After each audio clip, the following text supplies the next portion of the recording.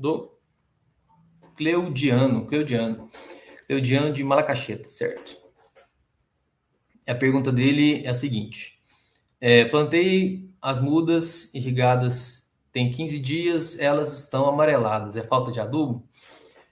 Então, Cleudiano, a muda para amarelar nos primeiros 15 dias pós-plantio pode ser uma série de fatores. Falta de adubo, geralmente não, se a cova tiver sido bem feita. Se não, às vezes não preparou nada na cova, só abriu e plantou, então às vezes falta de adubo realmente pode ser. Mas o que pode ser também? Pode ser a falta ou excesso de água. Às vezes a água tá às vezes demais. Às vezes, por exemplo, plantou a muda em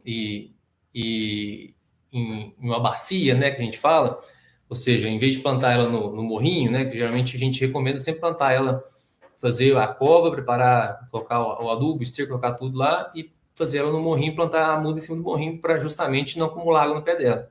Às vezes o pessoal tem costume de plantar em bacia, para a água acumular no pé da planta, para ela não sentir, às vezes, falta d'água, e essa água fica lá, às vezes, sufocando a planta, sabe? Então, isso pode ser um dos motivos, tanto a falta quanto o excesso d'água. Pode ser também alguma pulverização que fez no início ali, né, logo após o plantio, ou a dosagem, ou o horário que aplicou, né, às vezes errou alguma dosagem, alguma coisa, colocou demais, sei lá, de algum espalhante, por exemplo. Pode, às vezes, o horário, aplicou em um horário muito quente, também é possível. Além da pulverização, por exemplo, preparar a cova, colocou lá o esterco super simples, colocou os adubos que foram recomendados para colocar na cova, só que às vezes não misturam muito bem, né? Aí ficou lá camadinha, às vezes alguma pedrinha de adubo lá não ficou belezinha lá, ficou misturado. Aí a planta, a hora que bate lá, a raiz bate lá, ela sente. E pode queimar e ela acaba com a raiz dela e a planta começa a amarelar. Além disso também, outro motivo pode ser o uso de algum, o pessoal chama de chucho, né? Mas cabo de vassoura para fazer o plantio, né? Às vezes você vai lá, em vez de abrir a cova com a mão, com a ponta enxada, vai lá, usa algum cabo de vassoura, alguma coisa assim, ou às vezes, no nosso caso aqui, tem gente que usa o próprio tubete, né? Faz o buraco e só joga a mudinha lá dentro desse buraco.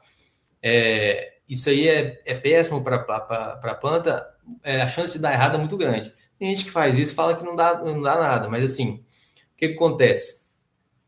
Isso depende muito do tipo de solo, mas a gente sempre recomenda fazer sempre com a mão ou com a enxada para não ter esse problema.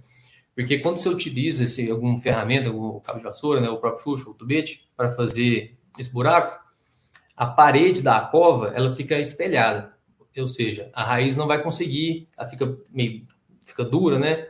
E a raiz não consegue penetrar na terra em volta dela.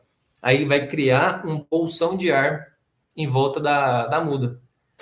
Aí vai dar um sintoma assim, meio que às vezes está parecendo que está faltando água para ela. Aí a muda acaba não pegando e ela vai acabar amarelando também.